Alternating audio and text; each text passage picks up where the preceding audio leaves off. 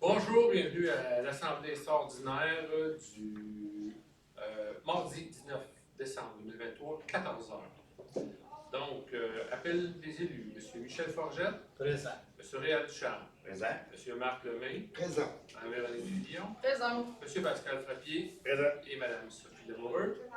En la présence de notre directrice générale, greffière trésorière et secrétaire d'Assemblée, Mme Nathalie Perret, et moi-même, Jean-René Carrière, maire et président de l'Assemblée. Donc, formant quorum, je déclare l'Assemblée officiellement ouverte. Constatation de la régularité de l'avis de convocation. Donc, les documents et l'avis de convocation ont été dûment envoyés dans les délais. Maintenant, le point 2, adoption de l'ordre du jour. Est-ce que vous me dispensez de la lecture de l'ordre du jour?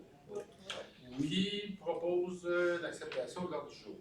Monsieur Forgette. Monsieur Michel Forgette. Est-ce que tout le monde est d'accord? Oui. Adopté à l'unanimité. En législation, point 3.1, c'est un avis de motion numéro 2312-21 AM sur le dépôt du règlement numéro 396-23 fixant le taux de différentes taxes à l'évaluation pour l'année 2024. Qui fait le dépôt? Monsieur Réal Duchamp. 3.2, c'est le dépôt du projet de règlement, donc le même que mentionné, règlement 396-23, fixant le taux des différentes taxes à l'évaluation pour l'année 2024. Qui dépose? Monsieur Marc Lemay. Tout le monde est d'accord? Oui. Adopté à l'unanimité. 3.3. Avis de motion numéro 2312-22 AM. Règlement numéro 397-23 fixant le taux des taxes de service pour l'année 2024. Qui fait le dépôt de l'avis de motion? Madame Sophie Demoureux. 3.4. Dépôt du projet de règlement, règlement numéro 397-23 fixant le taux des taxes de service pour l'année 2024. Qui dépose le projet? Je dépose.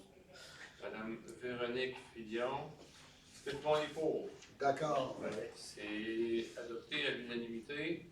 3.5. Avis de motion numéro 2312-23 AM sur le règlement numéro 378-23-2 modifiant le règlement numéro 378-23-1 sur la tarification.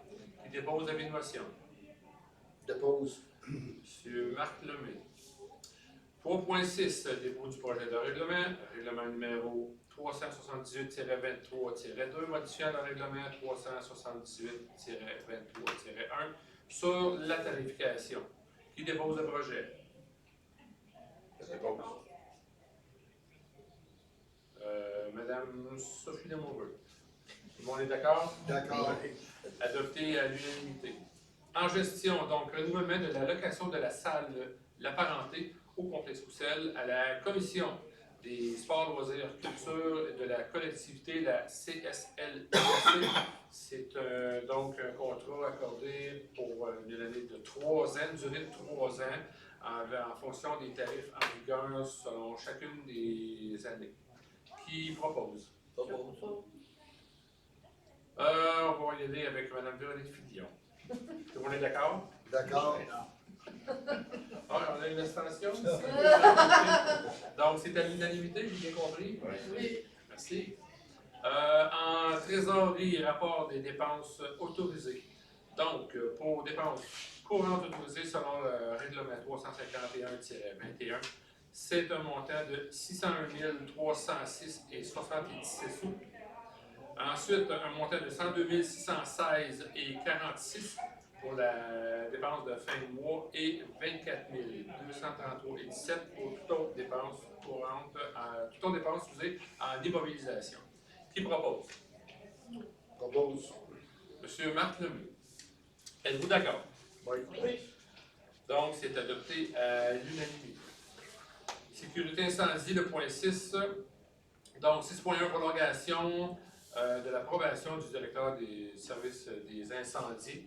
Donc, tel qu'adopté par le numéro de règlement 22, pas règlement, excusez, la résolution 2208-22, qui avait été une probation jusqu'au 1er janvier 2024. Donc, nous prolongeons la probation jusqu'au 1er janvier 2025. Qui propose? Je propose. Monsieur Pascal Frappier. Tout le monde est d'accord? D'accord. Oui. Ensuite, donc, adopté à l'unanimité. Ensuite, 7, urbanisme, développement du territoire. Je passe la parole à monsieur Michel Forgette concernant le point 7.1 PIIA, affichage commercial du 133 rue principale. Alors, bonjour.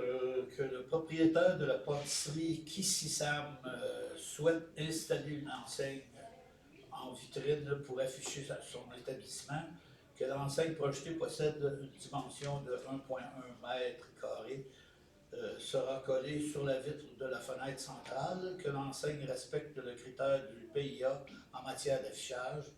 Alors, considérant que le comité consultatif recommande au conseil municipal d'autoriser le projet d'affichage. Merci, M. Forgette. Qui propose? Je propose. Madame Véronique Filion. Tout le monde est d'accord? Oui. D'accord. Oui. Adopté à l'unanimité. Ensuite, point 7.2 PIIA, affichage commercial du 187 rue principale. M. Forgette. Alors, considérant que le propriétaire du bureau de comptable Cadence CPA Inc.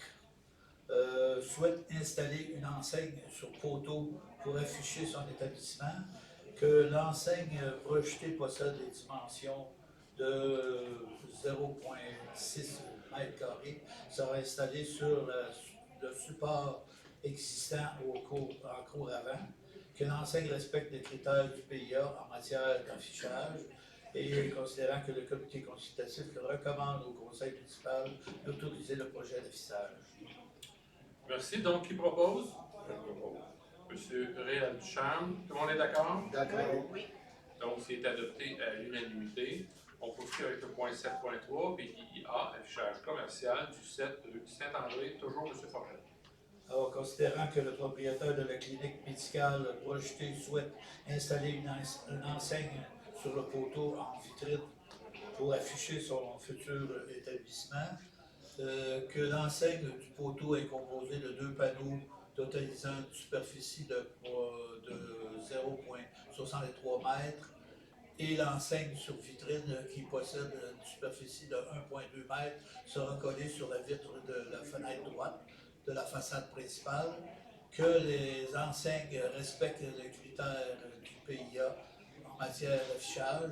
Le comité consultatif recommande au conseil municipal d'autoriser le projet d'affichage conformément au modèle possible.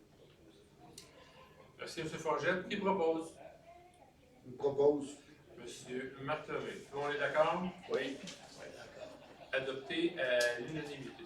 7.4. Mandat aux membres du comité consultatif d'urbanisme, donc les sièges impairs. Leur durée devenait échéante, donc c'est une période de 2 ans. Les mêmes personnes se portent volontaires donc, pour renouveler un autre mandat de 2 ans, étant donné qu'il n'y a pas personne de plus qui a voulu se présenter pour vaincre une élection. C'est donc les personnes en M. Charles Gilbert, siège numéro 3, M. Pierre Lafontaine, siège numéro 7, et M. Colin DeWinter au siège numéro 1, qui sont rapportés pour une période de 2 ans. Qui propose? Propos. M.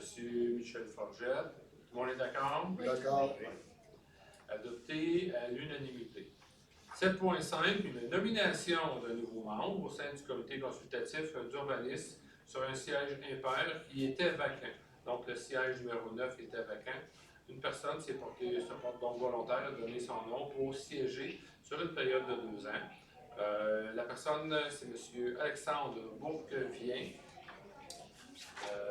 Étant le seul, le siège est donc élu par acclamation. Qui propose? Je propose. Madame Véronique Filion. Est-ce que vous êtes d'accord? D'accord. Oui. Adopté à l'unanimité. Travaux publics, 8.1, mandat à la Fédération québécoise des municipalités, la FQM. Préparation des plans et devis pour des travaux de réfection sur la rue Villeneuve.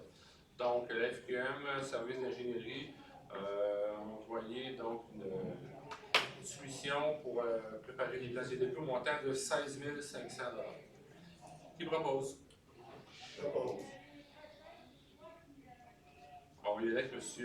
Pascal Papier, ça ne vous dérange pas, il se déchaîne tranquillement. Fait que, tout le monde est d'accord? Oui, oui. Donc, adopté à l'unanimité. Période de questions, donc pas de questions au sein de l'Assemblée. Alors, on procède avec la levée de l'Assemblée. Qui propose? Moi. Monsieur Michel Forget. D'accord. Tout le monde est d'accord. Donc, levée de l'Assemblée. On se revoit en 2024.